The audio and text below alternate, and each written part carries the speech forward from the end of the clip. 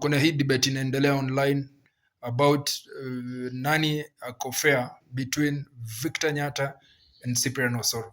Tunajua these guys from the skits ambazo walikuwa wanatengeza before, they were very funny about kuiga lifestyle ya Mkisii, kuimitate venye Mkisii huongea, zilikuwa very funny actually. And I also do remember Cyprian Osoro from NTV The Trend. The guy is very gifted and talented, I must say. But walikuja wakaunda brand ilikuwa inaitwa Mkisii ni Mkisii. The brand was doing very well.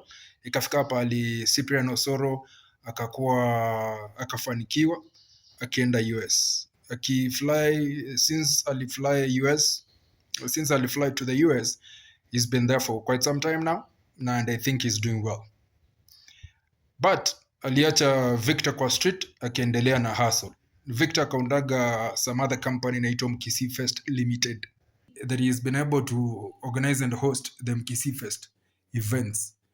Na tunajua the most recent one ilifanyika tarehe 8 mwezi wa 8 2026, just last week on Saturday. And it was a very successful, I must say, despite the fact that kuna hiccups tumesikia, like HT alinyang'anya mic na Victor kwa stage. Kenya Prince, the youngest sponsor, aliingia kwa stage. MC Don, by the way, you did an amazing job, I must say, as an MC, but akupewa mic. Anyway, after the event, Cyprian amejitokeza. We've seen some phone calls, some videos zimekuwa posted online. Anadai hajapata kitu from the event. And he is actually saying that he decided to come out, to speak out after the event, ndo watu wasimuite mbaya. According to me, mina kuita mbaya already. Because actually, huwa tuna expect mtu akifly majuu, umeacha friends and family nyumbani, unawatumia kakitu, Mungu akikubariki. But by the fact that you're claiming that kutoka kwa sweat ya Victor and hustle kwa street una expect kutumia some money back to the US, hapo nayo zi.